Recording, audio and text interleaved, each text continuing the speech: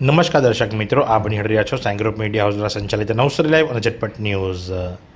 આજરોજ નવસારીના દસરા ટેકરી વિસ્તારમાં સરકારી ગોડાઉન પાછળ નવનિર્માણ થનાર જલાલપોર તાલુકા સેવા સદનનું તથા ચેકડેમ કમ ટાઇડલ રેગ્યુલેટરનું ખાતમુહૂર્ત, ડીએમએફના વિવિધ કામોનું લોકાર્પણ અને ખાતમુહૂર્ત નવસારીના સાંસદ તેમજ કેન્દ્રીય મંત્રી જળશક્તિ મંત્રાલયના સી.આર. પાટીલના હસ્તે કરવામાં આવ્યું। મુખ્ય મહેમાનની અંદર પરેશભાઈ દેસાઈ અને રાકેશભાઈ દેસાઈ ઉપસ્થિત રહ્યા હતા અને દર વખતની જેમ આ વખતે આર.સી. પટેલ ગેરહાજર રહ્યા હતા। આર.સી. પટેલ તો ગેરહાજર રહ્યા હતા, પણ જલાલપોરનું આ વિસ્તારના કામો લેવામાં આવ્યા હતા। એટલે ખાસ કરીને વાત જો કરવામાં આવે તો તલાટીકમ મંત્રીઓની નોંધણી રજિસ્ટ્રેશન કરવામાં આવ્યું હતું। જી હા, એક ટેબલ મૂકવામાં આવ્યું હતું જ્યાં રજિસ્ટ્રેશન થતું હતું। એટલું જ નહીં, આંગણવાડીના બહેનો જે ખરા એમનું પણ રજિસ્ટ્રેશન કરવામાં આવતું હતું અને હાજરીની સંખ્યા જોવામાં આવતી હતી।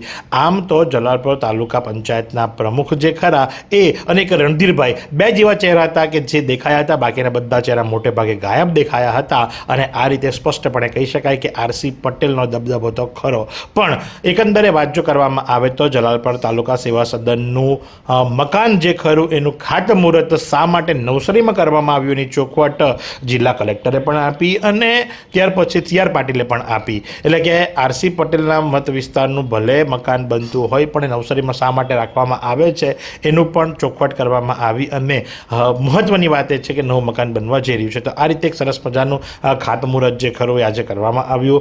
જો કે જરાક જીભ જે ખરી એ લપસી હતી। ખાતમુહૂર્તની જગ્યાએ લોકાર્પણ કહી દેવામાં આવ્યું હતું અને સાથે જ 3-4 હજાર હેક્ટરની જગ્યાએ 3-4 લાખ હેક્ટરની વાત થઈ ગઈ હતી। જો કે એ સામાન્ય બાબત છે, એ વિષય પર બહુ મોટું ધ્યાન નહીં અપાય, પણ સારી વાત એ છે કે ખાતમુહૂર્ત થયું અને કહ્યું પણ કોણે તો કે સી.આર. પાટીલે કહ્યું કે ભાઈ હોળી પહેલાં જે ખાતમુહૂર્ત થાય છે એનો અર્થ એમ કે સારા કામો થશે અને આપ સૌને હોળીની એડવાન્સમાં પણ શુભેચ્છા। તો સાથે જ આખા પ્રસંગ દરમિયાન સી.આર. પાટીલ શું જણાવી રહ્યા છે ચાલો આપણે સાંભળીએ। જલાલપોર મામલતદાર કચેરી કે જે ભૌગોલિક દ્રષ્ટિએ જલાલપોર તાલુકામાં કોઈ જગ્યાએ શક્ય નહોતી, એટલે ભૌગોલિક દ્રષ્ટિએ જે બે ભાગમાં વહેંચાયેલો આ જે તાલુકો છે અને મામલતદાર કચેરી એ નવસારીમાં જ બનાવવાનું જરૂરી હતું ને એટલા માટે આજે એનું ખાતમુહૂર્ત થયું છે। આવનાર દિવસોમાં એક અદ્યતન મામલતદાર કચેરી બનશે, જેના કારણે લોકોની સુવિધા વધશે। લોકોને રાહ જોવી હશે તો બેસવાની વ્યવસ્થા હશે, એમના માટે બધી જ અનુકૂળતા ત્યાં ઉપલબ્ધ હશે અને સરળતાથી અધિકારીઓ પણ કામ કરી શકે, કર્મચારી પણ કામ કરી શકે એ પ્રકારની વ્યવસ્થા સાથે આ કચેરી બનશે। ખૂબ ઓછા સમયની અંદર આનું નિર્માણ થઈને લોકાર્પણ થઈ જશે એવો મને વિશ્વાસ છે। નવસારી મહાનગરપાલિકા અને નવસારી જિલ્લો આ બંને દરેક ક્ષેત્રની અંદર આગળ જવા માટેનો પ્રયત્ન કરે છે। જળ સંચયમાં એમને ગયા વખતે નવસારીને જિલ્લાને ઇનામ પણ મળ્યું છે અને આ વખતે પણ ખૂબ સારી કામગીરી એમાં પણ ચાલી રહી છે। ખેડૂતોના સહકાર સાથે વર્ષોથી જે ભરાઈ ગયેલા કોતરોને સાફ કરવાનું કામ પણ ખેડૂતોને સાથે રાખીને કરવામાં આવી રહ્યું છે અને એના કારણે પણ આ જ વર્ષથી ખેડૂતોને પાણી સંચય માટે અને પાણીની ક્વોલિટી સુધારવામાં ખૂબ મદદરૂપ થશે।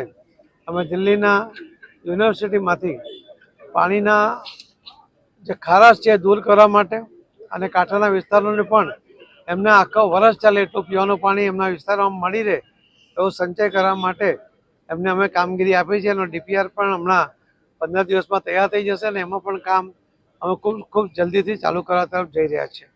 તો નવસારી દરેક ક્ષેત્રમાં આગળ વધીને એક મોડલ મહાનગરપાલિકા અને એક મોડલ જિલ્લો બનાવવાના સંકલ્પ સાથે આગળ વધી રહ્યા છે। આપ સૌનો સહકાર એમાં મળી રહે એ મારી આપના માધ્યમથી સૌ નવસારી મહાનગરપાલિકાના અને નવસારી જિલ્લાના સૌ ભાઈ બહેનોને મારી વિનંતી છે। ખૂબ ખૂબ ધન્યવાદ।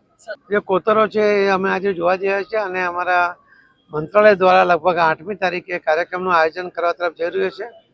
માન્ય કલેક્ટરશ્રી એ અમારા મંત્રાલય સાથેના અધિકારીઓ સાથે સંપર્કમાં રહીને એ કાર્યક્રમ નક્કી કરી રહ્યા છે અને એ દ્વારા પણ બાકીના લોકોને પણ એનો મેસેજ જાય, આખા દેશમાં પણ જો ખેડૂતોની મદદ સાથે જો આવી કોતરો સાફ કરવામાં આવે તો પાણીની સમસ્યામાં ખૂબ મોટો ઉપયોગી થશે એવી ભાવના સાથે એમાં પણ કામ। તો આ પ્રમાણે આજરોજ કેન્દ્રીય મંત્રી જળશક્તિ મંત્રાલય ભારત સરકારના સી.આર. પાટીલ અને આપણા નવસારીના સાંસદ જે ખરા એમના હસ્તે ખાતમુહૂર્ત કરવામાં આવ્યું અને સાથે અમુક કામોનું લોકાર્પણ પણ કરવામાં આવ્યું। જો કે એક જ જગ્યાએ બીજી વખત ખાતમુહૂર્ત થયું એ લોકચર્ચા ચાલી રહી હતી અને નોંધણી થતી હતી। જો કે જેના કારણે લઈ અને આ જ રંગમંચ જે ખરો એ ભરાઈ જવા પામ્યો હતો. જેટલો મંડપ બાંધવામાં આવ્યો હતો, જેટલી ખુરશીઓ મૂકવામાં આવી હતી, બધી જ પેક થઈ ગઈ હતી ત્યાં સુધી કે લોકોએ ઊભા રહેવાની પણ ફરજ પડી હતી. તો આ જ પ્રમાણે આવા અવનવા સમાચારો માટે આપ નિહાળતો રહો નવસારી લાઈવ અને ઝટપટ ન્યૂઝ. એવી કઈ હોસ્પિટલ છે જ્યાં કેન્સર માટે સર્જરીની સેવા હોય, કીમોથેરાપીની સારવાર હોય, રેડિયેશનની સારવાર હોય, પીટી સીટી સ્કેન હોય, કેન્સરની પેથોલોજી હોય, મેમોગ્રાફી હોય, એટલે કે બધું જ. હા, બધી જ સારવાર એક જ હોસ્પિટલમાં હોય. તે છે નવસારી નિરાલી કેન્સર હોસ્પિટલ.